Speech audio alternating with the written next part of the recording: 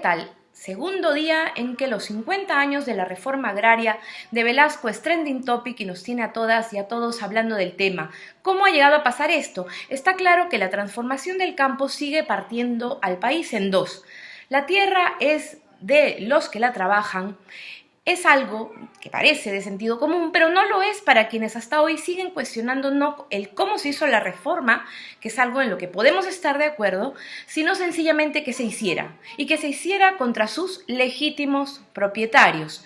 Por supuesto, estas posiciones que hemos visto en las últimas horas han venido acompañadas de negacionismo, como si los campesinos no hubieran vivido antes de la reforma agraria en regímenes de semi-esclavitud feudal y hace solo 5 décadas, algo que no admite eufemismos. Ayer ha sido uno de esos momentos mágicos en que nos damos cuenta, una vez más, que eso del bloque caviar es una estupidez inventada por algún cortito de mente en el que se mete sin distingo en el mismo saco a la izquierda y a los liberales, solo porque ambos de repente están peleando una misma batalla contra el fujimorismo o defendiendo algunos derechos. Solo algunos, porque claro, cuando hablamos de derechos económicos, cuando hablamos de derechos sociales o el derecho a las tierras, por decirlo, entonces ya no son lo mismo, son más bien radicalmente lo contrario.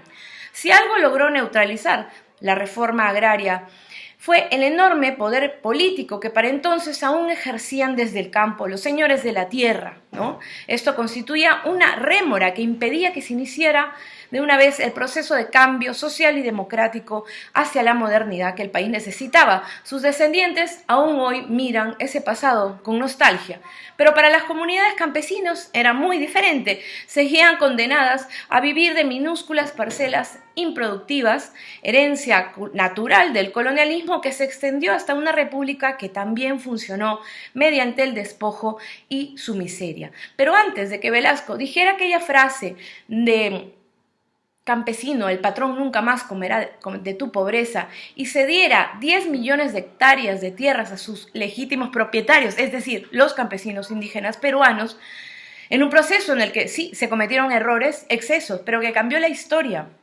y para siempre las condiciones de explotación en este país. Ya en ese momento los campesinos presionaban con sus demandas, organizaban revueltas y se rebelaban contra el destino injusto del Pongo, ¿no? La reforma agraria no fue la medida que impuso un señor militar cholo envidioso, como lo quieren pintar algunos, sino la solución lógica a siglos de levantamientos indígenas y campesinos. Así, la reforma puede entenderse no como expropiación de unos, sino como la devolución y el resarcimiento de los otros, los postergados de siempre. La lucha empezó contra los colonos, siguió siglos después contra los gamonales y ahora, hoy, en la época contemporánea, aún se libra contra las multinacionales de la minería, del petróleo. En fin, la reforma agraria fue un hito en la lucha por la tierra en el Perú, pero de ninguna manera fue su culminación, porque la lucha por el derecho sobre la tierra de los que la cuidan y la trabajan no cesa. Pensemos en las comunidades campesinas que hoy se enfrentan a grandes intereses económicos que intentan aún apoderarse de lo que es suyo. En este debate solo ha faltado, como siempre, la voz de los campesinos, que o es aplastada por los que aún detentan el poder o es usurpada por sus supuestos salvadores. Ojalá el debate sobre este tema empiece a ser más justo e inclusivo y a poner en primer plano a los que tienen que decir muchísimo más.